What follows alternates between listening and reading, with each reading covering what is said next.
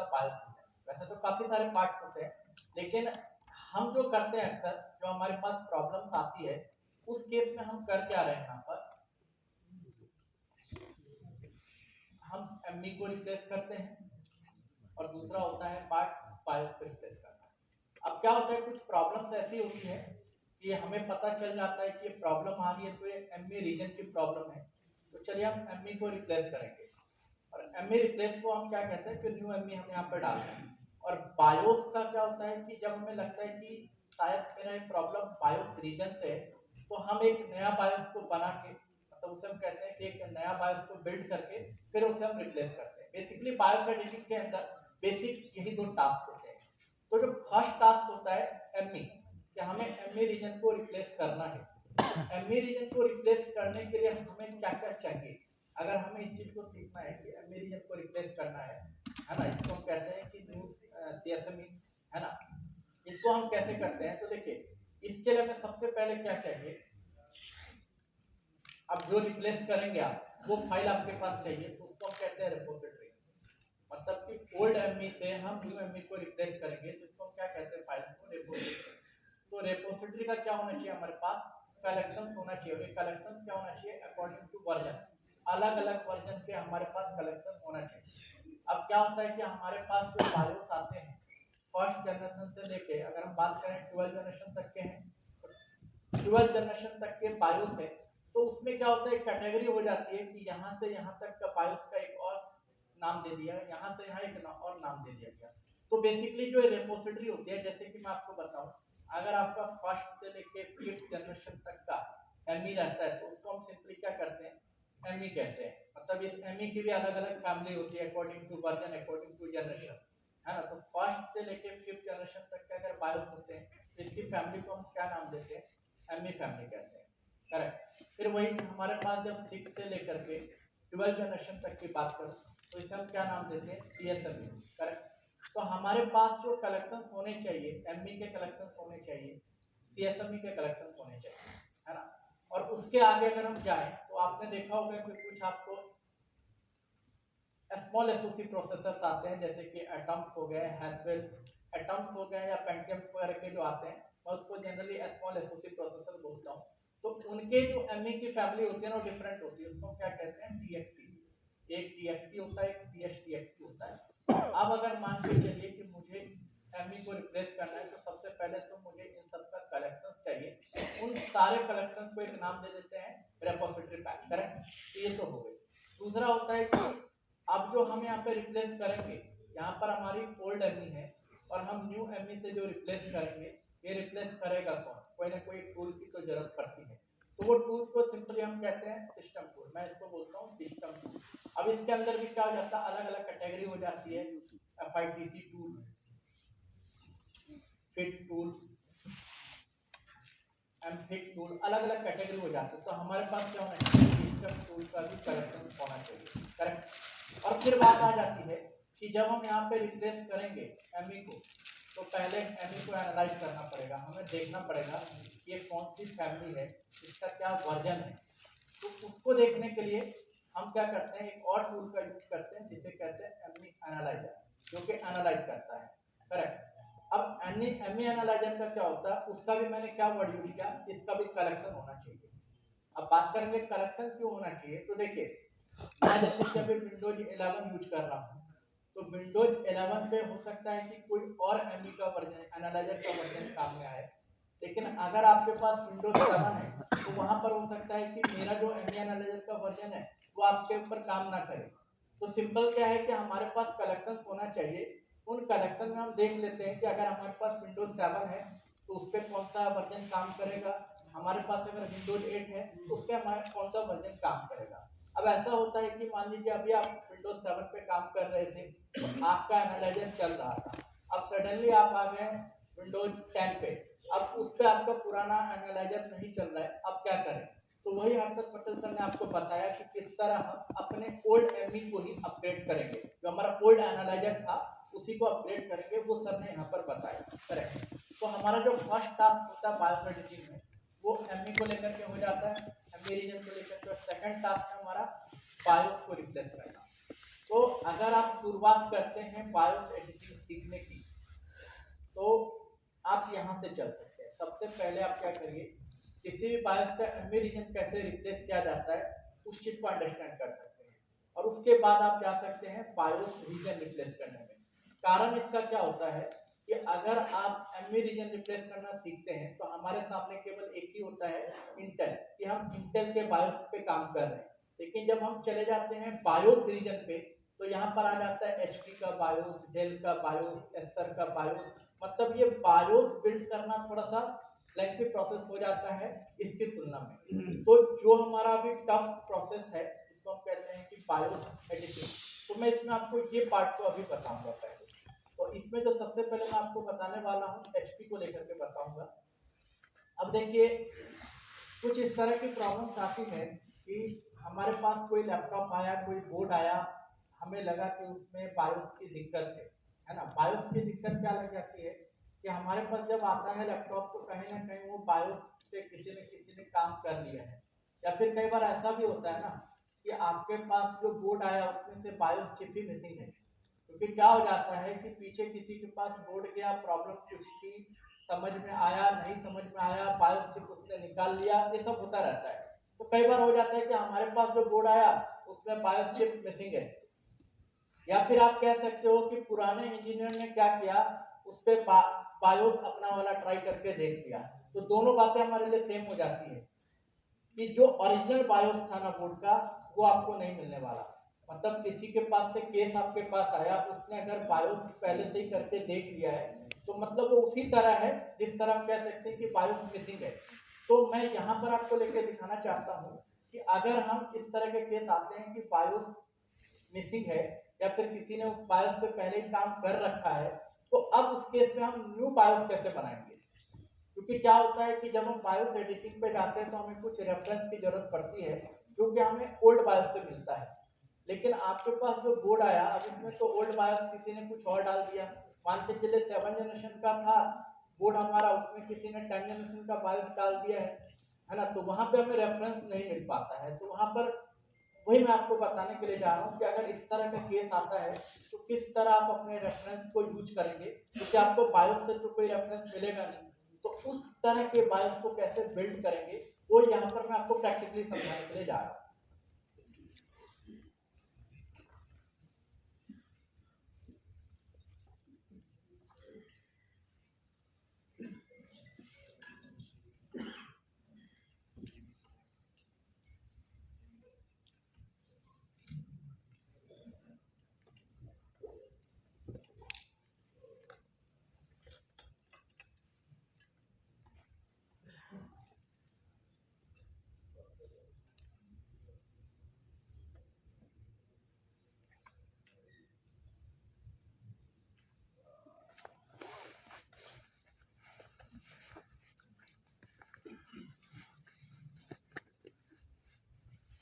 यहाँ पर देखिए, यहाँ पर मैंने मेरे पास मान के चलिए कि LAP791 7 जनरेशन 6 जनरेशन में ये बोर्ड आता है।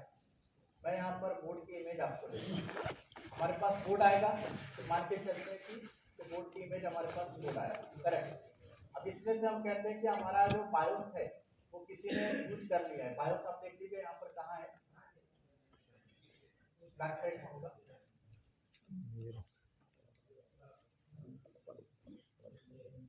ये हमारा बायोस चिप है, इसमें लिखा है 64 में 8 MB का बायोस चिप है। अब मान के चलिए बायोस चिप यहाँ से मिसिंग हो गई, अब आपको न्यू बायोस बनाना है, तो आप कैसे बनाओगे। देखिए इस केस में करते क्या है लोग, अगर बायोस चिप मिसिंग है या फिर किसी ने इस बायोस पे पहले ही काम कर लिया है, तो फिर डिफरेंट बायोस हम ट्राई करते हैं। कहने वाले भी कहते हैं कि सर 8 बार बायोस मैंने प्रोग्राम कर दिया, बिना पिक से लेके यहाँ से लेके वहां से लेके केस सॉल्व नहीं हो पाया। तो होता क्या है ना, आप अगर किसी अदर सोर्स से बायोस लेते हो तो आपको पहले चेक करना होता है कि जो बायोस है आपके इस बोर्ड के कंफर्टेबल है कि नहीं। तो इस तरह की टेस्टिंग कोई नहीं करता।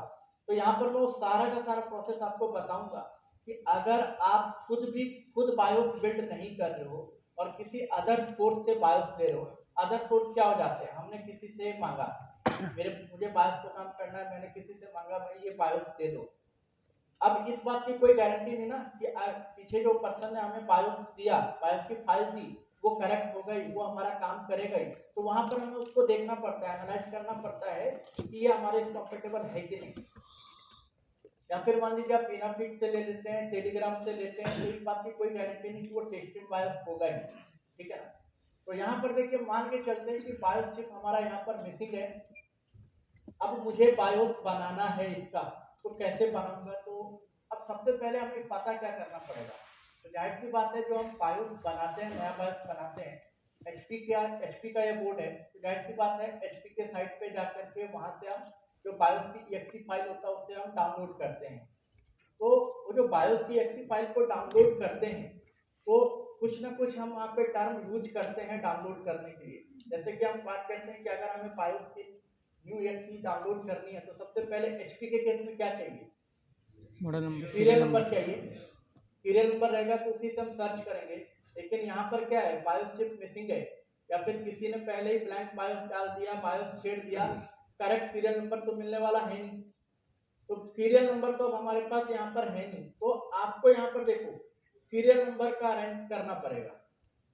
सीरियल नंबर का अरेंजमेंट कैसे करोगे? तो आप कस्टमर से आस्क करो, कहीं ना कहीं आपके पास अगर पूरा का पूरा लैपटॉप आया है तो आप बैक बॉडी में जाके देख सकते हो सीरियल नंबर, है ना। या फिर कस्टमर से आप कहिए कि सर अगर आपके पास इसका बिल है तो उसमें कहीं ना कहीं सीरियल नंबर है, आपको वो सीरियल नंबर देना पड़ता है, करेक्ट। तो चलिए सीरियल नंबर हमें यहाँ पर मिल जाएगा। मान लेते हैं कि सीरियल नंबर अवेलेबल हो गया हमारे पास, हमने कस्टमर से आस्क किया, सीरियल नंबर मिल गया, ये सीरियल नंबर होता है। थोड़ा सा इसको जूम करना चाहूंगा।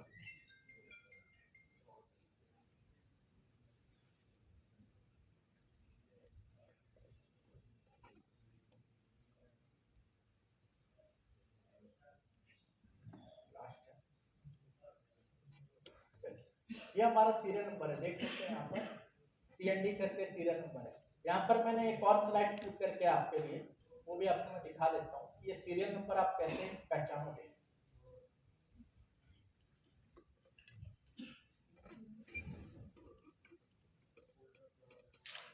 ये देखिए कुछ इंपॉर्टेंट टर्म है, अगर आप बायोसेफ्टिंग में आगे जाते हैं तो कुछ चीज़ आपको पता होनी चाहिए कि जैसे कि एचपी का जो सीरियल नंबर आता है वो आपका अक्सर क्या होता है 10 डिजिट का, हमेशा आपको 10 डिजिट का मिलेगा, है ना। तो ये 10 डिजिट इस तरह से आता है जो यहाँ पर मैंने दिया है। कभी कभी क्या होता है कि जब हम एचपी का बायोस बनाने जाते हैं तो एचपी का जो वेबसाइट है इस सीरियल नंबर को एक्सेप्ट नहीं करता, वो कहता है मुझे और भी इंफॉर्मेशन चाहिए। तो उस केस में हमें एचपी का जो प्रोडक्ट आईडी होता है वो चाहिए होता है। तो प्रोडक्ट आईडी कुछ इस तरह से होता है। कभी भी आप कोई एचपी का लैपटॉप के बैक साइड में देखोगे तो आपको उसका सीरियल नंबर और प्रोडक्ट आईडी दोनों मिल जाता है। तो यहाँ पर आपको इस बात का ध्यान रखना है बस कि जो सीरियल नंबर होता है वो 10 डिजिट का होता है और हमारा जो प्रोडक्ट आईडी होता है वो हमारा 7 डिजिट का होता है। कुछ इस तरह से देख सकते हैं ACK, इस तरह से आपको इंडिकेट करता है। तो चलिए यहाँ पर हमें पता चल गया एचपी का सीरियल नंबर हमारा इस तरह से है, जैसे मैंने आपको दिखाया कि मेरे पास कोई ना कोई सीरियल नंबर है।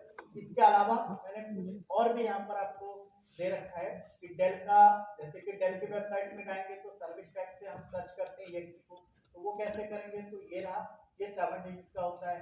लेनोवो का सीरियल नंबर का सिंपल कैसा होता है? तो 8 डिजिट का होता है। असूस में जाएंगे तो 15 डिजिट का होता है। एसकर का जाएंगे तो हमारा 22 डिजिट का है।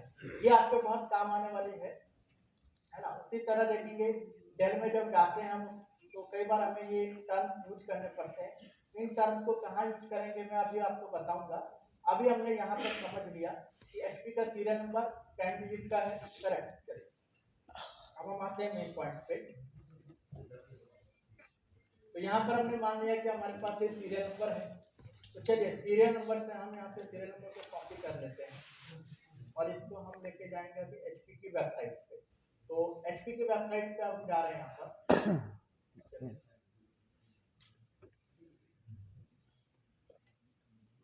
कुछ इसी तरह हम सर्च करते हैं, एचपी की वेबसाइट पे जाना है तो www.hp.com हमने टाइप किया। उसके बाद हम कहाँ जाते हैं? बायोस EXE को डाउनलोड करना है। इसी तरह जैसे ड्राइवर डाउनलोड करना, तो ड्राइवर डाउनलोड करना तो हम सभी को आता है, सॉफ्टवेयर एंड ड्राइवर। फिर यहाँ पर हम कहाँ जाएंगे? लैपटॉप, और ये रहा यहाँ पर आपको अपना सीरियल नंबर पुट करना है। और ये सर्च पे हमने क्लिक किया। तो अब यहाँ पर देखिए क्या आ रहा है एरर,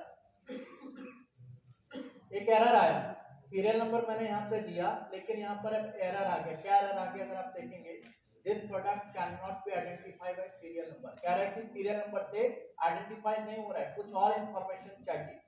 क्या इंफॉर्मेशन चाहिए, एंटर योर प्रोडक्ट नंबर। अब ये प्रोडक्ट नंबर भी आस्क कर रहा है ना, यहाँ पर ये प्रोडक्ट नंबर भी आस्क कर रहा है। तो प्रोडक्ट नंबर की भी जरूरत पड़ी ना हमें, तो मैंने आपको बता दिया कि प्रोडक्ट नंबर आप कहाँ से लोगे। तो कैसा सिंपल होता है वो मैंने आपको यहाँ पर दिखा दिया। प्रोडक्ट नंबर एचपी का इस तरह से होता है एसी के, तो वो आपको बैक बॉडी से मिल जाएगा। अब मुझे चाहिए प्रोडक्ट नंबर, तो देखिए मैं प्रोडक्ट नंबर कैसे यहाँ पर रिट्रीव करूंगा। तो यहाँ पर एक रेफरेंस के लिए मैंने एक बायोस दे रखा है यहाँ पर, है ना, ये बैकअप बायोस है, रेफरेंस के लिए मैं इसको यूज करूंगा। और इसमें मैं आपको दिखाऊंगा कि अगर आपके पास केवल एक बायोस होता है तो उसके अंदर आप सीरियल नंबर कैसे फाइंड करते हो, और ये जो प्रोडक्ट होता है प्रोडक्ट आईडी उसको कैसे फाइंड करोगे। तो यहाँ पर बात फिर आ गई कि अब हम नया बायोस बनाने के लिए जो जाएंगे उसमें किस किस तरह के सॉफ्टवेयर की जरूरत पड़ेगी। तो जो सबसे पहला बेसिक सॉफ्टवेयर होता है,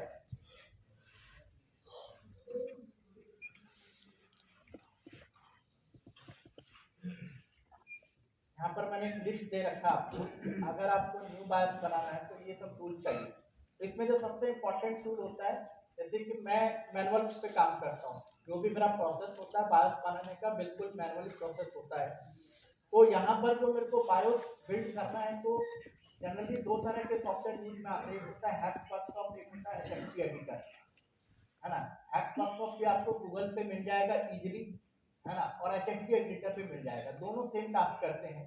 लेकिन जैसा मैं समझता हूँ, जो मुझे समझ में आता है वैसा मैं आगे समझाता हूँ, तो उस हिसाब से मैं हैक वर्कशॉप पे काम करता हूँ, है ना। तो मैं आपको भी हैक वर्कशॉप ही समझा सकता हूँ। एचएमपी भी हम यूज करते हैं, है ना, इसको भी हम इसकी तरह यूज कर सकते हैं वर्कशॉप की तरह, लेकिन फिलहाल मैं आपको हैक वर्कशॉप का नॉलेज दे रहा हूँ। तो हैक वर्कशॉप आपको क्या करना है, सबसे पहले तो अपने लैपटॉप में इंस्टॉल कर देना है। इजीली आप जाइएगा, कीवर्ड आपको मिल गया हैक वर्कशॉप, गूगल पे जाएंगे हैक वर्कशॉप आप टाइप करिएगा, इजीली आपको फ्री ऑफ कॉस्ट ये सॉफ्टवेयर डाउनलोड हो जाएगा और आप उसको इंस्टॉल कर लेंगे। कैसे इंस्टॉल करना सिखाने की जरूरत नहीं होती, इंस्टॉल हो गया। अब क्या है कि जब आप हैक वर्कशॉप को इंस्टॉल कर लेंगे तो अक्सर आप यहाँ पर देखेंगे कि कोई भी फाइल, किसी भी फाइल पे जब इस तरह आप राइट क्लिक करते हैं ना तो इस तरह से आपको मिलेगा hack edit with hack workshop. ये वर्जन में ये वाला लेता हूँ, आप नोट कर सकते हैं, वर्जन 6.8 है, मैं इसी को यूज करता हूँ, है ना। आज से 4 साल 5 साल पहले भी यूज करता था, आज भी ये यूज कर रहा हूँ। मैं जिस चीज पे काम करता हूँ उसको मैं जल्दी चेंज नहीं करता हूँ, उससे मेरा विश्वास बन जाता है तो मैं उसको रेगुलर उसी को यूज करता हूँ। तो ये हैक वर्कशॉप वर्जन 6.8, जब आप अपने सिस्टम में हैक वर्कशॉप को इंस्टॉल कर लेंगे तो किसी भी फाइल पे जब आप राइट क्लिक करेंगे ना, ये ऑप्शन आपको नजर आएगा, करेक्ट। तो उसी तरह अब हमारा जो ये बायोस फाइल है इसको मैं क्या करूंगा, हैक वर्कशॉप में ओपन करूंगा, है ना। तो ओपन करने के लिए देखिए क्या है, यहाँ पर मैंने सेटिंग्स कर रखी है कि डॉट बिन अगर आता है तो डायरेक्ट हैक वर्कशॉप में ओपन हो, तो इसके ऊपर सिंपली मैं डबल क्लिक करता हूँ। अब यहाँ पर देखिए थोड़ा समझना पड़ता है, ये हमें लगता है कि क्या आ गया, इसको बिल्कुल सिंपल तरीके से समझाता हूँ कि जब आप फर्स्ट टाइम हैक वर्कशॉप को यूज करोगे तो आपको कुछ चीजें आपको ध्यान में रखना है।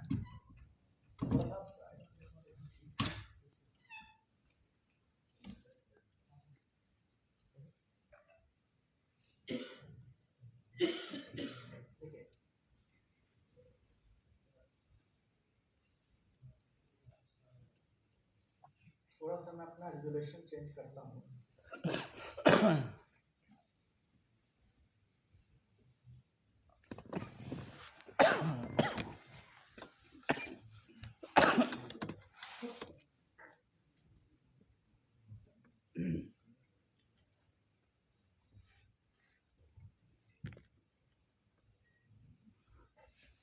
थोड़ा बड़ा बड़ा दिखेगा, चलिए अब आपको क्लियर नजर आ रहा होगा। तो देखिए कुछ इस तरह से हैक वर्कशॉप फर्स्ट टाइम आप देखोगे तो कुछ ऐसा नजर आएगा, ठीक है ना। जब आप इंस्टॉल करोगे सबसे पहले आपको थोड़ा सा ध्यान इस पे लगाना है। ये जो आप देख रहे हैं यहाँ पर, एक आपको लग रहा है कि ये सर्फ जैसा यहाँ पर आ रहा है, इस पे जब मैं लेके जा रहा हूँ,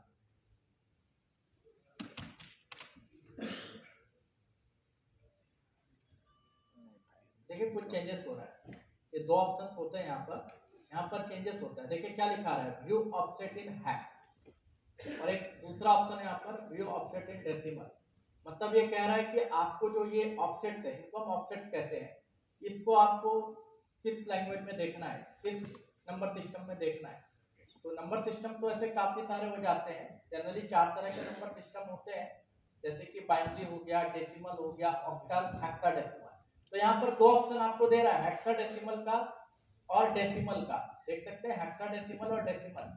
तो हम बचपन से क्या सीखते आए हैं, डेसिमल। डेसिमल में टोटल 10 सिंबल्स होते हैं, 0 1 2 3 4 5 6 7 8 9। तो हम इसी को देखते आए हैं, तो हम सारा काम डेसिमल में ही करेंगे, हेक्साडेसिमल में नहीं जाएंगे। तो सबसे पहले आपको ध्यान रखना है कि जब आप इस हैश फंक्शन का यूज करेंगे, तो यहाँ पर आप इसको कर लीजिएगा decimal, view offset in decimal. तो आप देखेंगे यहाँ पर इस साइड में देखेंगे हर चीज आपको डेसिमल में नजर आने लगेगा।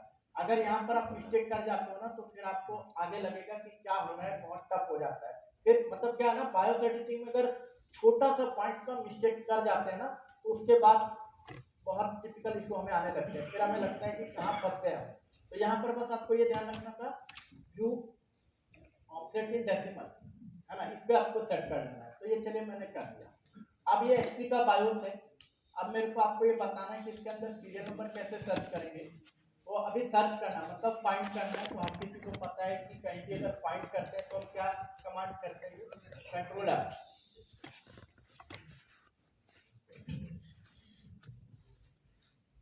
Control F, correct.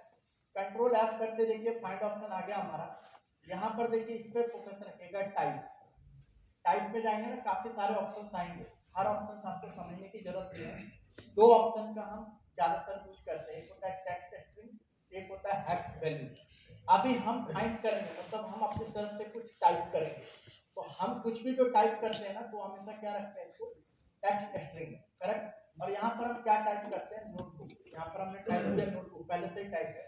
तो जब आप नोटबुक और यहाँ पर आपको कर लेना और, करेक्ट। यहाँ पर आपने वैल्यू में क्या टाइप करना है, नोटबुक। एचपी के लिए जनरली जो एचपी का जो देखिए, एचपी जो होता है उसमें अलग अलग सीरीज आते हैं। इलाइट बुक होता है हमारा, स्पेक्ट्रा होता है, प्रो बुक होता है, पवेलियन मॉडल होता है। तो जो एचपी के होम सीरीज आते हैं ना, उसमें ज्यादातर आपको पवेलियन मॉडल आते हैं। तो जो भी पवेलियन मॉडल होता है ना, उसके लिए हम क्या यूज करते हैं, नोटबुक। जैसे यहाँ पर नोटबुक मैंने टाइप करके ओके किया, देखिए नोटबुक यहाँ पर फाइंड हो गया। अब इसमें देखिए थोड़ा सा ऊपर जाएंगे हम। अब हमें सीरियल नंबर को खोजना है, एचपी का सीरियल नंबर है क्या। तो थोड़ा सा इसको भी हम ऊपर कर लेते हैं। यहाँ पर भी थोड़ा ध्यान रखिएगा, इसको क्या कहा जाता है। देखिए जब आप फर्स्ट टाइम अपना हैकरेटर को, ये हैकवर्कशॉप को इंस्टॉल करिएगा, तो एक और ऑप्शन पे आप जाइएगा कि ऑप्शन होता है। देखिए यहाँ पर कुछ ये टिक लगे हुए हैं। एक तो show data inspector, data inspector ये साइड में जो ये विंडो आ रहा है, ये डाटा इंस्पेक्टर हो जाता है। फिर उसके बाद देखिए तो रिजल्ट विंडो, इसको रिजल्ट विंडो कहते हैं, ये हमारे सामने होना चाहिए। एक हो जाता है स्टेटस बार, इसको हम बोलते हैं स्टेटस बार, है ना, इसका यूज करते हैं। तो ये सारे के सारे यहाँ पर आपको आप इस तरह देख सकते हैं। एक तो हमें ये चाहिए डाटा स्ट्रक्चर, दूसरा हमें चाहिए रिजल्ट विंडो, एक स्टेटस बार, इतना चाहिए होता है। तो ये रिजल्ट विंडो हमारा आया। जैसे हमने फाइंड किया, तो इसने फाइंड किया, हमने क्या फाइंड किया था, नोटबुक। तो नोटबुक यहाँ पर कितनी बार लिखा है, 3 बार लिखा है, अलग अलग 3 एड्रेस पे नोटबुक लिखा हुआ है। इस एड्रेस पे मैंने गया और समझने की कोशिश करी कि यहाँ पर कहीं सीरियल नंबर है क्या। फिर मैं इस एड्रेस पे गया, समझने की कोशिश करी कि यहाँ पर सीरियल नंबर है क्या। इस तरह करके हम फाइंड करते हैं। थर्ड पे जाता हूँ, यहाँ पर आया, तो देखिए यहाँ पर मेरे को सीरियल नंबर का आइडिया नहीं लग पाया। अब आप बोलेंगे कि आपको आइडिया लगेगा कैसे, तो उसका जवाब क्या होता है, प्रैक्टिस। ये एक फाइल पे मैं आपको बता रहा हूँ, 2 फाइल पे बताऊंगा, उसके बाद 3 4 5 पे आप इसी चीज को ट्राई करोगे ना, आपको आइडिया लग जाएगा कि इसमें सीरियल नंबर है कहाँ पे। तो देखिए मैंने देखा यहाँ पर फर्स्ट एड्रेस पे मुझे नहीं मिला सीरियल नंबर, सेकंड पे नहीं मिला, थर्ड पे मुझे मिल गया। कैसे मिला, तो ये मेरा आइडिया है। तो मैंने ये प्रैक्टिस किया, तो मुझे देख के पता चल गया कि हाँ वो लिखा मुझे सीरियल नंबर। आप भी 4 बार 5 बार ये प्रैक्टिस करोगे, आपको भी आइडिया लग जाएगा कि ये रहा सीरियल नंबर। तो सीरियल नंबर हमारा ये रहा यहाँ पर, है ना। तो टोटल कितने डिजिट में जाएगा ये? 10 डिजिट में। तो 10 डिजिट आप यहाँ पे सिलेक्शन में देख सकते हैं, यहाँ पर 10 आ रहा है, तो 10 डिजिट का हमारा क्या हो गया? Serial number. और एक प्रोडक्ट आईडी की बात हुई थी, तो वो आपको यहाँ पे नजर आ रहा है, देखिए ये आप देख सकते हैं, ये एसीजे करके जो ये प्रोडक्ट आईडी यहाँ पर दे रखा है। तो इस तरह क्या होता है, ये वाला, ये रहा हमारा प्रोडक्ट आईडी। इस तरह से हमें प्रोडक्ट आईडी का सैंपल हमें पहले से पता है ना, 7 डिजिट, फिर ये हैश आएगा, फिर एसीजे, तो हमें पता चल गया प्रोडक्ट आईडी है और ये हमारा सीरियल नंबर। तो इस तरह हम सीरियल नंबर और प्रोडक्ट आईडी को अपने बायोस में सर्च करते हैं। तो चलिए हमारे पास यहाँ पर क्या है, बात हो रही थी कि अगर आपका मिसिंग बायोस है तो आप बायोस बनाओगे कैसे। तो यहाँ पर किसकी जरूरत पड़ी थी? सीरियल नंबर की। तो मैंने आपको बता दिया, इस तरह सीरियल नंबर हम अपने बैकअप से ले सकते हैं, या कस्टमर ने हमको सीरियल नंबर बताया, इस तरह हमने इस इंफॉर्मेशन को ले लिया, प्रोडक्ट आईडी के भी इंफॉर्मेशन को ले लिया। तो चलिए फिर से हम आते हैं यहाँ पर जहाँ पर हमने इसको रखा था। अब इसने डिमांड किया एंटर योर प्रोडक्ट नंबर, तो प्रोडक्ट नंबर मैं यहाँ से ले लेता हूँ, मेरा प्रोडक्ट नंबर ये रहा।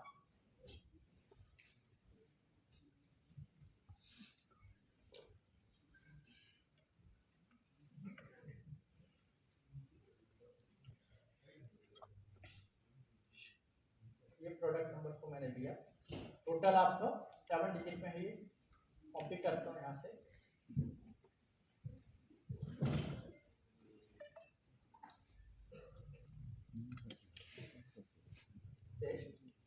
अब मैंने यहाँ पर सर्च किया। अब देखिए आपको आपका रिजल्ट मिल जाएगा। मतलब इस तरह की भी प्रॉब्लम आती है कि एचपी में सीरियल नंबर डालते हैं तो हमें नहीं मिल पाता हमारा पीएफसी। तो यहाँ पर देखिए दूसरे इंफॉर्मेशन की जरूरत पड़ी, वो हमने दिया, ये फाइंड कर लिया कि हमारा क्या है, नोटबुक, ये मॉडल नंबर दे दिया। इसमें हम कहाँ जाएंगे, तो जो भी हमारा विंडोज होता है विंडोज ले लेते हैं, विंडोज 10 का ही ऑप्शन है। और यहाँ पर what version of OS you have, basically इसकी जरूरत कहाँ पड़ती है, अगर आप ड्राइवर डाउनलोड कर रहे हैं तो इस पर आपको फोकस रहने की जरूरत है। अदरवाइज सारे के सारे विंडोज 10 ही है, कोई भी एक आपने ले लिया, सबमिट करेंगे। सबमिट करने के बाद अब आ गया यहाँ पर बायो सिस्टम फर्मवेयर। अब यहाँ पर फिर एक चैलेंज आएगा हमारे पास। क्या चैलेंज आएगा? EXE तो हमें मिल गई, देखिए EXE हमें ये रहा, HP notebook system BIOS update Intel processor, ये EXE मिल गई। वर्जन क्या है? F73। कब लॉन्च हुआ था? 2023, 2023 में लॉन्च हुआ था। ये बिल्कुल अपडेटेड वर्जन है, लेकिन यहाँ पर आपको ध्यान रखना है कि इसका यूज नहीं करना, इसका यूज नहीं करना है। हमें यहाँ पर ये देखना पड़ता है कि हमारा जो लैपटॉप होगा उसमें कौन सा वर्जन काम करेगा। तो हमारा जो लैपटॉप उसमें कौन सा वर्जन काम करेगा, अब इसका इंफॉर्मेशन कैसे मिले? बायोस तो है नहीं हमारे पास, बायोस है नहीं हमारे पास, या फिर किसी ने जो दिया वो छेड़ा हुआ बायोस दिया है, तो उसमें तो वर्जन का इंफॉर्मेशन पता ही नहीं चलेगा। ओरिजिनली मान के चलिए वर्जन 21 था, किसी और ने उसको 4 बार प्रोग्राम किया तो वर्जन उसके अंदर हो चुका है 28 हो चुका है, तो वहां पर तो फंस जाएंगे। अब यहाँ पर क्या आइडिया लगाना है कि वर्जन का आइडिया लगाना है कि कौन सा वर्जन में यहाँ पर डाउनलोड करूँ। तो यहाँ पर जब इस प्लस साइन पे क्लिक करते हैं तो देखिए प्रीवियस वर्जन का ऑप्शन आता है, ये काफी सारे वर्जन है। अब मैं कौन सा वर्जन यहाँ पे यूज करूँ, यहाँ पर एग्जैक्ट वर्जन पे पहुंचना है, तो उसका आइडिया कैसे लगेगा? तो देखिए उसका आइडिया हमें लगेगा हमारे मदरबोर्ड से। मदरबोर्ड हमारे पास होगा, तो मैं यहाँ पर तो आपको मदरबोर्ड नहीं, मेरे पास तो इमेज है, मैं इमेज का यूज कर रहा हूँ। तो मैं मान लिया कि मेरे पास मेरा मदरबोर्ड है। अब इससे मेरे को आइडिया लेना है, देखिए कैसे आइडिया लेंगे। प्रोसेसर के रहा, प्रोसेसर पे एक कोड होता है, अक्सर मैं उसको ऐसा नंबर बोलता हूँ। ये देखिए जितने भी आपको ये एसओसी होंगे इस पे आपको ये एसआर करके 5 डिजिट का मिलेगा, है ना। इसको आपको क्या करना है, नोट कर लेना है, SRUW, करेक्ट। इससे हमें पता चल जाएगा कि ये जो प्रोसेसर है कौन सा चिपसेट है, ये कौन सा चिपसेट हमारा है ना। चिपसेट का कोड का आइडिया लगेगा, कोड के हिसाब से जनरेशन का आइडिया लगेगा, जनरेशन के हिसाब से ईयर का आइडिया लगेगा। तो उस चीज को मैं आपको समझा रहा हूँ। तो फिलहाल मेरे को इस कोड की जरूरत है, ये कोड को मैं यूज करूंगा, SRUW। और मैं यहाँ पर गूगल पे जाऊंगा एक बार और ये कोड को यहाँ पर टाइप करूंगा, S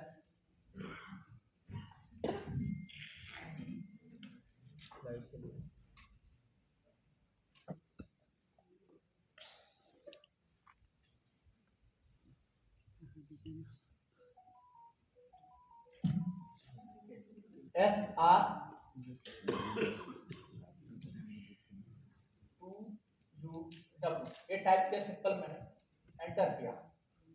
एंटर करते देखें यहाँ पे एक आपको ये साइड CPU वर्ड, करेक्ट। और यहीं पर आप देखिए SR2UW का मतलब क्या हुआ, इंटेल कोर i3 का प्रोसेसर है, पता चला।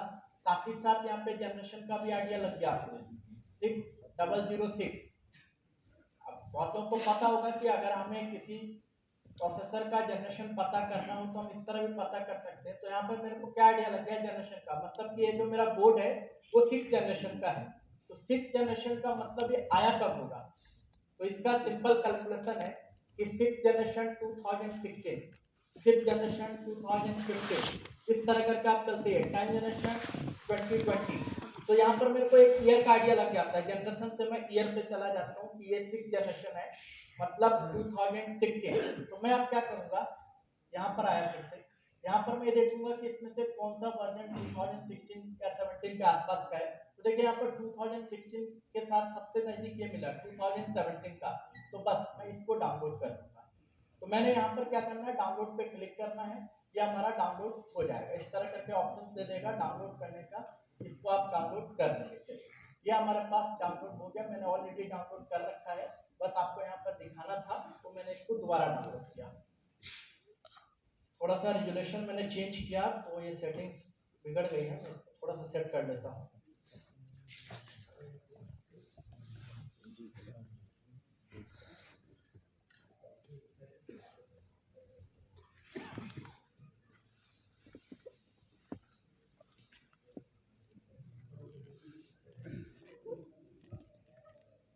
तो मैं यहाँ पर था, तो देखिए मैं यहाँ पर डाउनलोड कर दिया, करेक्ट। SP73795 ये मैंने डाउनलोड कर लिया। अब इसको एक्सट्रैक्ट करना एक्सेप्ट करना इजीली हो जाएगा एक्सट्रैक्ट, इसमें कोई दिक्कत नहीं है। सिंपली हम क्या करते हैं, राइट क्लिक करेंगे, राइट क्लिक करके एक्सट्रैक्ट हो जाएगा। राइट क्लिक करके ये रहा एक्सट्रैक्ट हो, विंडोज मैंने इसलिए इंस्टॉल करके रखा है, विंडोज इंस्टॉल करना है और यहाँ पर एक्सट्रैक्ट पे क्लिक करेंगे, एक्सट्रैक्ट हो गया। अब आएगा प्रॉब्लम, क्या प्रॉब्लम आएगा देखिए, एक्सट्रैक्ट हो गया।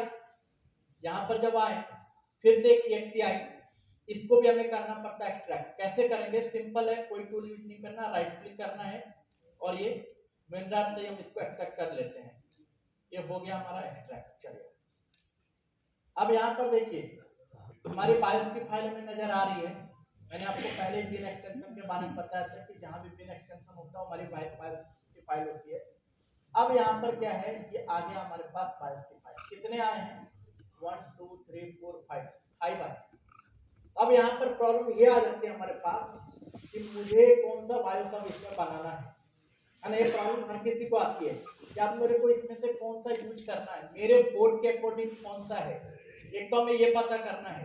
और दूसरी बात, HP ने जो ये दिया है वो एनक्रिप्टेड दिया है ना, HP ने जो आपको दिया वो एनक्रिप्टेड दिया। तो अब यहाँ पर आपके पास दो टास्क हो जाता है, पहला ये एनक्रिप्टेड है तो इसको डिक्रिप्ट कैसे करूं, और दूसरा इस 5 फाइल में से मेरा एक कौन सा है, ये दो चीजें पता करनी है। तो सबसे पहले हम ये देखते हैं एनक्रिप्टेड, हम जो कहते हैं ना कि बायोस एनक्रिप्टेड है, तो इसको समझते कैसे हैं, है ना। तो सिंपल है समझने का टेक्निक, आप कंपेयर करोगे तो समझोगे। जैसे कि देखिए मैंने इसको ओपन किया, करेक्ट, एक्सवर्कशॉप में ओपन हुआ, ऊपर आप देखते रहिए, बस आपको देखना है, देखने में ही अभी मैं आपको समझा दूंगा कि कैसे आप समझोगे एनक्रिप्टेड। मैं कोई टेक्निकल वर्ड यूज नहीं करूंगा। आपने ऊपर देखा, इसको टॉप ऑब्जेक्ट बोलते हैं, टॉप ऑब्जेक्ट आपने देखा, नीचे आते जाते हैं, नीचे आते जाते हैं, देखते रहिए, केवल देखने में मैं आपको अभी समझाऊंगा ये एनक्रिप्टेड है। देख लिया आपने, चलिए एक और फाइल मैं यही ओपन करता हूँ, दूसरा देखिए, इसको भी देखिए, ऊपर से आप देखते रहिएगा, मैं नीचे आ रहा हूं, तो आप देख रहे हो हर लाइन में कुछ ना कुछ लिखा है, कुछ ना कुछ लिखा है, कुछ ना कुछ है। तो इसको मैंने बोला ये मेरी फाइल है एनक्रिप्टेड। अब आपको ये जानना है कि आखिरकार ये एनक्रिप्टेड है तो मेरी जो ओके फाइल होती है वो कैसी होती है, तो चलिए उसको भी हम देखते हैं। मेरा जो बैकअप था उस बैकअप को मैं दिखा देता हूँ, तो बायोस फाइल हमारी थी,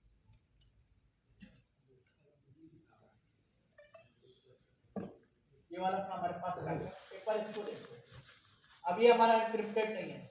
अब बोलेंगे सर कैसे पता चलेगा एनक्रिप्टेड नहीं है? तो इंटेल का बायोस है, तो इंटेल का कोई भी बायोस आप हैक एडिटर में जब यूज करोगे तो इसको याद रख लेना। ये देखें यहाँ पर 16 ये 16 डॉट आ रहा है, करेक्ट। 16 डॉट के बाद जेड आ रहा है, या तो आप इसको ध्यान में रखेंगे या फिर यहाँ पर इस तरह ध्यान रखिएगा, ये 16 टाइम एफ करके आएगा, उसके बाद ये 5A5F0 आएगा। ये आपने देख लिया है ना, इसको ध्यान में रखना। प्लस आप देखिए यहाँ पर ये ब्लैंक है, कितना स्पेस आपको ब्लैंक है, इस तरह काफी सारे ब्लैंक्स नजर आएंगे आपको। तो इस तरह की जब फाइल मिल रही है आपको एचपी में, तो इसको मैं बोलता हूँ कि मेरा एनक्रिप्टेड नहीं है। तो सिंपल है कि मेरा एनक्रिप्टेड नहीं है, और जो मुझे एचपी की वेबसाइट ने दिया वो एनक्रिप्टेड है। इसको मैं आपको बॉटम में भी दिखाता हूँ, है ना। ये बॉटम में आया, बॉटम में आपको एक चीज पर ध्यान रखना है, पीए। पीए का मतलब क्या होता है कि यहाँ पर मैं पीए से आइडेंटिफाई करता हूँ बायोस रीजन, कि हमारा जो एक बायोस होता है उसमें जो सबसे नीचे का जो लेयर होता है वो बायोस रीजन का होता है। ये मेरा बायोस रीजन है, और सबसे टॉप पे जब मैं जाता हूँ ना, और ये 16.z, अब बोलेंगे 16 कैसे, तो जब इतना सेलेक्ट करेंगे तो यहाँ पे देखिए सिलेक्शन में आ रहा है 16, मतलब 16 ऑफसेट को मैंने सेलेक्ट किया, उसके बाद z नजर आ रहा है ना। तो ये आपका आइडेंटिफाई और आइडेंटिफिकेशन का उसका एफडी रीजन का, ये हमारा एफडी रीजन है। और हर बायोस में आपको जो इंटेल का बायोस होगा एफडी रीजन मिलेगा, एमई रीजन मिलेगा, बायोस रीजन मिलेगा। तो ये एफडी रीजन है। तो कुल मिला के अभी हमने ये समझ लिया ये मेरा एनक्रिप्टेड नहीं है। तो चलिए अब हमारा टास्क क्या था, कंपनी वेबसाइट से जो हमें मिला,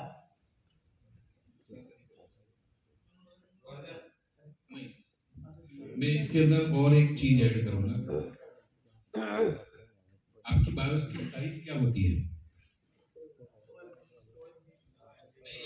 एमबी में नहीं, अभी आप केबी में बोलिए। सर अभी आपको वो बता रहे हैं फाइलों की साइज क्या है। 128 केबी, फिर 256, दुगना करते जाओ, 512, 1024, 2048, 4196। याद है ना सबको केबी? ओके। अभी मैंने आपको ये बताया कि हैश वर्कबुक में जाके एनक्रिप्टेड और डिक्रिप्टेड कैसे समझेंगे। और दूसरी बात अगर हम यहाँ पर देखें, जैसा कि सर बता रहे हैं बायोस का साइज, इस फाइल का साइज अगर आप देखेंगे यहाँ पर, ये क्या आ रहा है 8963 केबी, 8963 केबी, देख रहे हैं यहाँ पर साइज। और जैसा कि मैंने पहले स्लाइड्स में आपको बताया था कि जो कोई बायोस आता है 8 MB 16 MB इस तरह करके आता है ना। तो यहाँ पर अगर आप देखोगे ना 8 MB, एक बार मैं फिर से स्लाइड्स आपको दिखाता हूँ वाला कैलकुलेशंस पे जाकर, मैंने आपको पहले बताया था कि हमें उसकी जरूरत पड़ती रहती है बीच बीच में। देखिए 8 MB का मतलब क्या हो जाता है, 8192 KB, करेक्ट। और इसको अगर हम बाइट्स में कन्वर्ट करते हैं तो क्या आता है 8388608 बाइट्स, करेक्ट। अब मैं अगर यहाँ पर आता हूँ,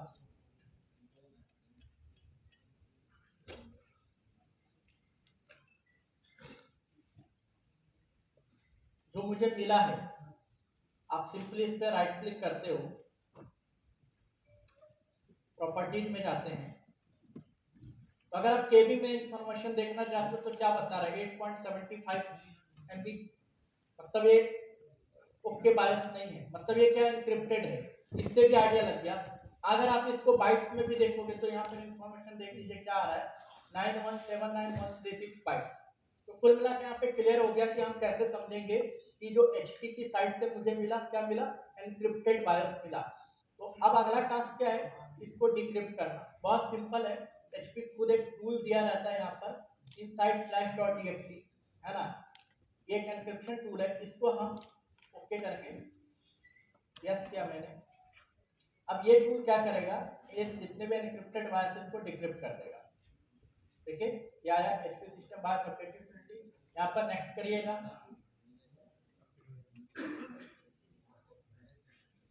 यहाँ पर आ रहा ऑप्शन कॉपी। यहाँ पर देखिए मैं आपको स्टार्टिंग में एचपी बता रहा हूँ, मैंने भी जब अपने सीखने की शुरुआत की थी ना एचपी से की थी, एक एचपी में सीख गया, उसके बाद फिर अपनी प्रैक्टिस कर कर करके मैं सारी सीखा। तो मैंने बोला कि जैसे मैं सीखा वैसे ही आपको सिखाता हूँ।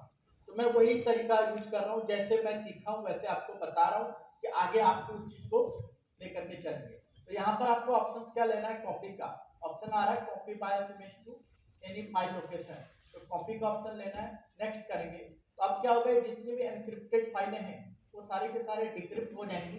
एक चीज का ध्यान रख लीजिएगा कि अभी ये जो भी फाइल्स थी कोई भी यहाँ पर हैश सेंटर में ओपन नहीं होनी चाहिए। अगर वो ओपन होगी तब फिर वो क्या होगा, डिक्रिप्ट नहीं हो पाएगा। तो मैं एक बार ये हैश वर्कशॉप को क्लोज कर दिया। अब हम करते हैं यहाँ पर नेक्स्ट। अभी बैकग्राउंड में प्रोसेस हो रहा है, वो डिक्रिप्ट होगा, अभी आएगा। अब यहाँ पर इसने ऑप्शन दे दिया, by file will be save to this folder. Direct यहाँ पे नेक्स्ट करिए।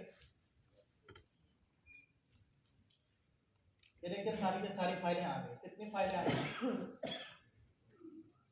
8 3, मतलब देख रहे हैं 1 file 2 file 3 file 4 file. Correct, 4 file हमारे पास है। अब आप बोलोगे सर वहां पे तो 5 था ना। टोटल बायोस जो हमारे एनक्रिप्टेड दिखा रहे थे टोटल 5 फाइल्स दिखा रहे थे। इसको एक बार मैं फिनिश करूंगा। यहाँ पे टोटल कितने आ रहे थे? 5 आ रहे थे ना। लेकिन इसमें आप ये वाला देखोगे ना, 0 8 3 2 8 ए और ये है 8 बी।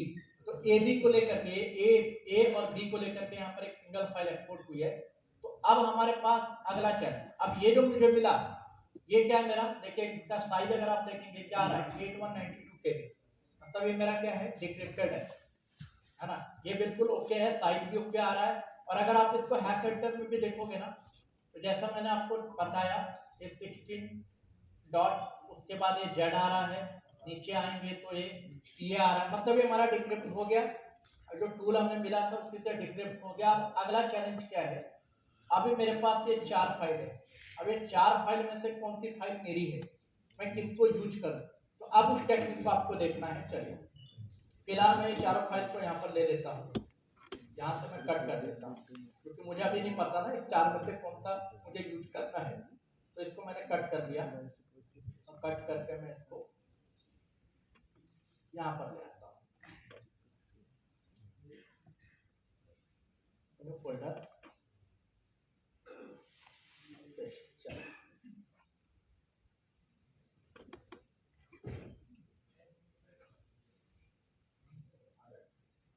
चारों फाइल यहाँ पर आ गई। अब यहाँ पे जानना है इसमें से कौन सा मेरा है, अब वो पता कैसे करें। तो यहाँ पर फिर एक नया टूल हमें यूज करना पड़ेगा। आप में से बहुत लोग हैं, जैसा कि सर ने अभी वर्ड भी यूज किया था, एमनी एनालाइजर। बहुत इंपॉर्टेंट टूल है ये एमनी एनालाइजर। एमनी एनालाइजर किसके बारे में बताता है, एमनी के बारे में। जो बायोस का जो एमनी रीजन होता है उसके बारे में बताता है एमनी एनालाइजर। और ये एमनी जो है वो किसका प्रोडक्ट है, इंटेल का। एमनी किसका प्रोडक्ट है, इंटेल का। एमनी को कौन बनाता है, एमनी सीएसमी जो भी हम वर्ड यूज करते हैं तो फाइल बनाता कौन है, इंटेल। तो हमारा यहाँ पर ध्यान रखना है कि हम प्रोसेसर भी क्या यूज कर रहे हैं, इंटेल। करेक्ट। तो अब क्या है, इस 4 में से कौन सा एक हमारा है वो पता कैसे चलेगा। तो वो एमई एनालाइजर से पहले हमें एक बार एनालाइज करके देखना पड़ेगा, है ना। तो आप एनालाइज जो करेंगे तो सिंपल सी एक बात बता रहा हूँ। एनालाइज करने के लिए मेरे पास बैकअप चाहिए था, बैकअप तो है नहीं। जो बैकअप है वो पता नहीं कौन सा बैकअप है, किस जनरेशन का डाला हुआ है, तो बैकअप है नहीं। तो आपने देखा मैंने इमेज का यूज किया था। इमेज का यूज करके मैंने क्या पता कर लिया था, देखिए फिर से एक बार मैं इमेज पे आता हूँ। इमेज में हमने एक कोड देखा था, करेक्ट। ये कोड हमने देखा था। इस कोड को मैं गूगल पे लेके गया था और गूगल से मेरे को क्या आइडिया लग गया था, यहाँ पर 6 जनरेशन का ये आइडिया लग गया था। और साथ ही साथ जब आप इस पे क्लिक करेंगे, चलिए, तो आपको कोड का भी आइडिया लगेगा। कोड हमारा क्या है देखते हैं, एस्काइलेक यू। कल भी जो मेरा प्रेजेंटेशन हो रहा था उसमें भी देखा होगा आपने, एस्काइलेक यू, केविलेक आर, इस तरह का आ रहा था। तो हमें यहाँ पर क्या प्रोसेसर कोड मतलब एस्काइलेक यू का आइडिया लग गया है, करेक्ट। अब देखिए इसी का हम यूज करेंगे, है ना, एस्काइलेक यू, करेक्ट। तो मतलब मेरा जो ये प्रोसेसर है वो क्या है, एस्काइलेक है, करेक्ट। एस्काइलेक को जनरली हम क्या कहते हैं, 6th जनरेशन का प्रोसेसर है। तो अब मैं क्या पता करूंगा, ये न्यू फोल्डर में 4 फाइल मेरे पास है, साइड में करता हूं इसको। अब मुझे जरूरत पड़ेगी एनालाइजर की। एनालाइजर यूज कैसे करते हैं, बहुत सिंपल है एनालाइजर यूज करना, सिंपली ड्रैग एंड ड्रॉप करना होता है। तो एनालाइजर मैं कहां पे रखा हूं, वो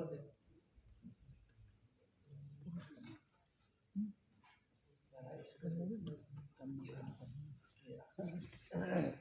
देखिए यहाँ पर मैंने अलाइनर को रखा हुआ है, करेक्ट। आपको करना क्या है, इस फाइल को लेंगे, यहाँ पर ड्रैग एंड ड्रॉप करेंगे। एनालाइजर का यूज ऐसे होता है, ड्रैग एंड ड्रॉप करिए, एनालाइजर आपका ओपन होगा, एंटर कीजिए, एंटर हुआ। आप जरा यहाँ पर देखिएगा, एनालाइजर में बायोस ओपन हो चुकी है, और सबसे पहले ध्यान कहाँ रखना है, फैमिली। फैमिली में क्या आ रहा है, TXC। फैमिली में क्या आ रहा है यहाँ पर हमारा, TXC, करेक्ट। और आपने देखा यहाँ पर थोड़ा सा मैं और एक बेसिक्स आपको बता देता हूँ।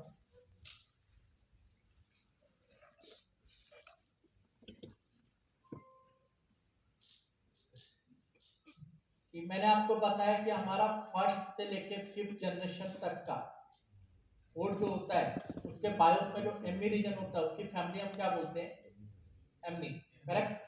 अगर आप बोलोगे कोड में समझाने के लिए, तो कल के पीपीटी में भी मैंने कोड आपको बताया था कि फर्स्ट जनरेशन में क्या कोड हम यूज करते हैं, एरेंडर, करेक्ट।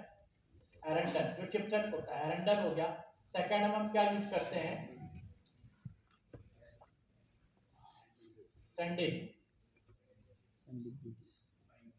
है ना। थर्ड में हमारा क्या जाता है, आईबी। फिर फोर्थ में हम क्या यूज करते हैं, एसवेल, करेक्ट। फिफ्थ हमारा क्या है, ब्रॉडबैंड। स्कीमेटिक्स वगैरह में भी अगर हमें जनरेशन पहचानना होता है तो यही देखते हैं ना, ब्रॉडबैंड। और सिक्स के लिए हम क्या यूज करते हैं, एस्काइलेट। तो यहाँ पर सिंपल सी बात है कि फर्स्ट जनरेशन से लेके 5th जनरेशन तक की जो फैमिली होती है वो क्या होती है, एमनी होती है, ये ध्यान में रखना है। और 6 से लेकर के अभी 12 जनरेशन चल रहा है, तो मैं 12 जनरेशन तक की बात करूंगा। ये फैमिली होती है, इसको हम क्या बोलते हैं, CSME, करेक्ट। इसके अलावा और भी प्रोसेसर आते हैं, एटॉम आता है, पेंटियम्स आते हैं, ड्यूल कोर्स आते हैं, उनकी फैमिली अलग हो जाती है। उनकी फैमिली के लिए कौन सी फैमिली यूज में आती है, TXC, करेक्ट। और एक होता है CHTXC। मतलब कुल मिला के देखा जाए तो हमारे पास एमई की कितनी फैमिली है, 4 फैमिली है। तो ये किस फैमिली का बायोस है, TXC का। TXC का मतलब जो आप यहाँ पे प्रोसेसर देखो ना, तो प्रोसेसर हमारा क्या है, 6th जनरेशन का प्रोसेसर है। तो 6th जनरेशन का प्रोसेसर में एमई की फैमिली क्या होगी, TXC तो नहीं होगी ना, क्या होगी, CSME होगी। तो हमें इससे क्या पता चला, ये जो बायोस हम देख रहे हैं ना, ये सपोर्ट नहीं करेगा, करेक्ट, ये सपोर्ट नहीं करेगा। तो अब मैं क्या करूंगा, देखिए, मतलब ये सपोर्ट नहीं करेगा, तो मैं इसको लिख देता हूँ, रीनेम कर देता हूँ। रीनेम कर दिया मैंने, नो, ये मेरे किसी काम का। अब मैं नेक्स्ट पे जाऊंगा, नो मैंने कर दिया। नेक्स्ट पे चलते हैं, फिर से जाते हैं मैनेजर पे। सेकंड फाइल ली मैंने, ड्रैग एंड ड्रॉप किया, एंटर किया, क्या आ रहा है, CSC TXC। फैमिली मैच हो रही है क्या, नहीं हो रही है ना। ये TXC हो गया, CSC TXC हो गया। यहाँ पर भी फैमिली मैच नहीं हो रही है, इसको भी मैंने बोला नो, ये मेरे किसी काम का है। बहुत से लोगों को ही पता होता है यहाँ तक का प्रोसेस, लेकिन ये 4 में से कौन सा यूज करेंगे नहीं समझ में आता, तो 1 बाय 1 चारों यूज करके देख लेते हैं। तो यहाँ से आपका टाइम बचता है ना, इस तरह आप एनालाइज कर लेते हो तो आपका टाइम बचता है, आपको पता चल जाता है कि मेरा एग्जैक्ट कौन सा होगा। चलिए अब थर्ड पे जाते हैं। यहाँ पर मैंने नो बोल दिया, थर्ड फाइल को मैंने एनालाइज किया, एंटर किया, क्या लग रहा है, CSME हो सकता है हमारा कंफर्टेबल है। यहाँ पर मैं बोलूंगा यस, है ना, क्योंकि वर्जन देखे ना। अब थोड़ा सा वर्जन पे भी जाएंगे, अगर हम थोड़ा सा वर्जन पे भी आते हैं, यहाँ पर फैमिली क्या है, CSME। और अगर आप ये वर्जन देखेंगे ना, 11.8.50.339। अब इस वर्जन से हम कैसे रिलेशन डालेंगे अपने जनरेशंस का, उसको भी मैं थोड़ा समझा देता हूँ आपको। सिंपली क्या मैंने आपको बताया कि फर्स्ट से लेकर के 5th जनरेशन तक के जो भी बायोस होते हैं, उनकी फैमिली हमारी क्या होती है, एमई फैमिली। अब एमई फैमिली का अपना एक वर्जन है ना। जैसे कि हम कहते हैं कि अगर फर्स्ट जनरेशन का कोई बायोस है, तो एमई का जो वर्जन होगा वो वर्जन होता है 6। सेकंड जनरेशन का कोई बायोस है 7, इसी को आगे बढ़ाते जाइए 8। फोर्थ जनरेशन का क्या होता है वर्जन 9। फिफ्थ जनरेशन का क्या होता है 10, इसी को मैं लेकर आगे बढ़ाऊंगा। तो सिक्स जनरेशन का क्या होगा 11 होगा ना। तो यहाँ पर क्या नजर आ रहा है आपको वर्जन। तो वर्जन में क्या होता है देखिए, इसको हम बोलते हैं मेजर वर्जन। तो आपको स्टार्टिंग में इसी को देखना है 11, मतलब मेरा इस CSME फैमिली का वर्जन 11 है। दैट मींस हमारा सिक्स जनरेशन है, मैच कर गया। और हमने पहले पता कर लिया था कि जो मेरा बोर्ड है वो सिक्स जनरेशन का है। तो इसका मतलब यहाँ पर ये हो गया, इस बायोस को मैं बोलूंगा यस। अभी और एक एनालाइज करूंगा, इसको मैंने बोला यस, हाँ ये मेरे काम का है, इस पे मैं ट्राई कर सकता हूँ यस। एक और रह गया, चलिए इसको भी देखते हैं। इसको मैंने यस किया, इसको लेकर के आते हैं, फिर एंटर करते हैं। क्या बोलेंगे नो। वर्जन नहीं, फैमिली भी मैच नहीं कर रहा, वर्जन भी मैच कर रहा है, सिंपल है। यहाँ पर हमने इसको कर दिया नो। तो देखिए यहाँ पर हमारा क्लियर हो गया ना कि हमारे पास जो 4 फाइल आई थी एक्सट्रैक्ट होकर के, उसमें से कौन सा मेरे काम आएगा, ये वाला। इसको लेकर के मैं ट्राई करूंगा। तो इससे आपको एक आइडिया लग गया कि अगर आप किसी अदर सोर्स से भी बायोस लेते हो ना, मान के चलिए कि आपको एडिटिंग नहीं आता, आप इस पे काम नहीं करना चाहते हो, तो आप किसी न किसी से मांगते हो। मैं तो एक ही वर्ड यूज करता हूँ, मांगना। आप अगर बिना फिक्स से ले रहे हो, मतलब बिना फिक्स से मांग रहे हो। टेलीग्राम में किसी के चैनल से ले रहे हो, टेलीग्राम से मांग रहे हो। मांग के अगर आप अपना काम करते हो तो वहां पर एक चीज का ध्यान रख लेना, एनालाइज जरूर करना। इतना तो सीख लो ना कि एनालाइजर में मैंने एनालाइज कैसे किया, जो बेसिक्स मैंने बताया है ना। इससे क्या होगा, आपका टाइम बचेगा। आप ये देख लोगे कि जो मेरा बोर्ड है उसके कंफर्टेबल ये बायोस है कि नहीं। अगर मैं कहीं से मांग के इस बायोस को यूज करता हूँ, वो चीज आपको यहाँ पे समझ में आया। इसमें बहुत बार क्या होता है, चैलेंज और भी आ जाता है। अभी क्या था, ये 4 बायोस थे, हमें क्लियर कट पता चल गया नो नो यस, मतलब 3 नहीं है 1 है। ऐसी भी प्रॉब्लम आ जाती है कि 2 बायोस आ गए, दोनों के सब कुछ सेम सेम है। फिर वहां पर आ जाता है यार दोनों, मान लीजिए अभी मैं आपको समझा देता हूँ उसको। इस तरह की प्रॉब्लम आ जाती है, उसको भी मैं एक्सप्लेन कर दे रहा हूँ यहाँ पे। मान लीजिए इसको मैंने बोला यस, करेक्ट, कि सेम सेम 2 फाइल आ गई हमारे पास, दोनों का जो वर्जन है सेम लग रहा है। तो फिर यहाँ पर आप थोड़ा सा कंफ्यूज जाते हैं कि इन दोनों में से कौन सा यूज करूं। तो अब इसको कैसे हम समझेंगे, देखिएगा, है ना। यहाँ पर एक नया टूल मैं आपको बताने के लिए जा रहा हूँ। फिर से आप एक बार इमेज पे आए थे, फिर से एक बार इमेज पे आते हैं। इमेज पे आपने क्या पता कर लिया, ये कोड पता कर लिया। इस कोड से आप कहाँ गए थे, गूगल पे आए थे हम यहाँ पे, है ना। ये CPU वर्ड में आए थे और यहाँ से हमने स्काईलेक ये पता किया था, करेक्ट, स्काईलेक प्रोसेसर का कोड पता किया। यहाँ पे एक और इन्फॉर्मेशन हमें पता करनी है, वो इन्फॉर्मेशन पहले मैं यहाँ पे सर्च कर लेता हूँ और आपको दिखाता हूँ।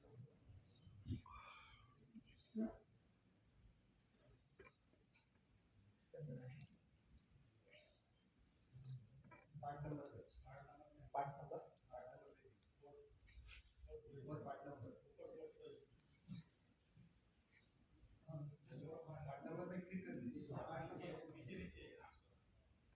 ये वाला क्लिक किया। यहाँ पे एक और इन्फॉर्मेशन की जरूरत है मुझे।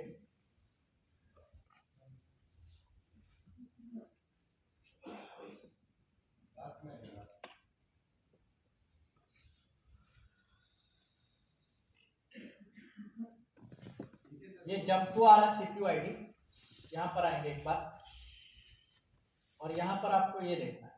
ये देखिए CPU ID सिग्नेचर, ये आपको ध्यान रखना है। जब ऐसा कोई प्रॉब्लम आ जाए ना कि 2 बायोस सेम सेम है, उसमें से कौन सा मेरा है, तो पहले आपके बोर्ड पे जो प्रोसेसर है ना उसका आपको क्या पता कर लेना है, CPU ID सिग्नेचर। कैसे पता करेंगे, सिंपल है, गूगल से इंफॉर्मेशन मिल जाएगी कि यहाँ पे जो इस बोर्ड पे प्रोसेसर लगा है उसका CPU ID क्या है। अब मैं क्या करूंगा, मुझे प्रोसेसर का CPU ID पता चल गया कि इसमें ये CPU ID सिग्नेचर है। अब मैं नेक्स्ट क्या करूंगा, देखिए मान लीजिए दोनों यस यस है। अब मैं एक और टूल का यूज करूंगा। ये टूल मैं पहले यहाँ पर आपको दिखा देता हूँ। ये टूल है हमारा MC extractor. MC extractor Google पे जाएंगे तो वहां से भी आप डाउनलोड कर सकते हैं MC एक्सट्रैक्टर। ये टूल ये वाला होता है, देखिए MC एक्सट्रैक्टर, कीवर्ड आपका यही रहेगा MC एक्सट्रैक्टर डाउनलोड। तो ये आप डाउनलोड कर सकते हैं, करेक्ट। अब इसका यूज करेंगे। अब इसका यूज हम किस लिए करने के लिए जा रहे हैं, इन दोनों बायोस में वो CPU ID का कहीं ना कहीं सिग्नेचर होगा। ये बताएगा MC एक्सट्रैक्टर कि इन दोनों में से किससे CPU ID मैच करता है। तो मैं क्या करूंगा, देखिए ये फर्स्ट वाली फाइल को लिया, इसके अंदर ड्रैग एंड ड्रॉप करता हूं, एंटर करता हूं। अब यहाँ पर देखिए CPU ID का लिस्ट दिया आपको, करेक्ट। यहाँ पर आपको CPU ID का लिस्ट दे रहा है और आपका जो CPU ID गूगल में था है ना 406E3 406E3, तो यहाँ पर आपको मिल रहा है 406E3। ये आपने यहाँ पर नोट कर लेना है। उसी तरह दूसरा वाला फाइल देखिए आप, ये यहाँ पर भी यस है ना, इसको भी मैं यहाँ पे डालता हूँ। जब इस तरह की प्रॉब्लम आएगा तो CPU ID आपको मैच कर लेना है। अब जरा इसमें देखिएगा, क्या वो 406E3 कहीं नजर आ रहा है? यहाँ पर कहीं भी हमें वो CPU ID नजर नहीं आ रहा है 406E3। तो इस तरह हमें पता चल जाता है कि इन दो में से एक हमारा कौन सा है। तो हमारा कौन सा है तो मुझे पता चल गया ये वाला, यहाँ पर 406E3, ये यहाँ पर आप CPU ID आया। तो एक मोटा मोटा हमें आइडिया लग गया। अगर इस तरह की जरूरत पड़ी तो जनरली इसको रेगुलर वर्क में यूज करने की जरूरत नहीं पड़ती, लेकिन इस तरह कुछ केसेस ऐसे आते हैं कि हमें एक बार एक माइक्रो कोड एक्सट्रैक्टर से पता कर लेना होता है कि जो मेरे पास बोर्ड है और जो बायोस है तो वो CPU ID मैच हो रहा है कि नहीं हो रहा है। तो इस तरह करके एक सिंपल सा ट्रिक है ना, इससे हमने पता कर लिया कि हमारा परफेक्ट एक बायोस कौन सा है और यहाँ पर हम इस केस को लेकर के अब आगे जा सकते हैं। अब बात आ गई प्रोग्राम करने की। हमें पता चल गया कि एक बायोस हमारा कौन सा था, वो कर दिया। अब क्या मेरा काम यहाँ पर खत्म हो गया? अब बात हो, काम अभी मेरा खत्म नहीं हुआ है ना। अब इसके आगे भी बहुत सारे वर्क करने पड़ते हैं, जैसे कि अब मशीन की जो इंफॉर्मेशन होती है, सीरियल नंबर वगैरह, वो सब हमें यहाँ पर एंट्री करनी होती है। तो अब वो भी मैं आपको बताऊंगा। अभी हमारा काम पूरा नहीं हुआ है ना, इतना हमने कर लिया। अब इससे आगे भी अब करेंगे। तो मैं इस बायोस पे तो नहीं, मैं और अलग तरह का बायोस दूंगा, उसमें क्या चैलेंजेस आ रहे हैं वो आपको दिखाऊंगा और उसमें मैं बताऊंगा इससे आगे का प्रोसेस, करेक्ट। मैंने यहाँ पर अलग अलग फाइल्स यहाँ पे रखा हुआ है आपको बताने के लिए।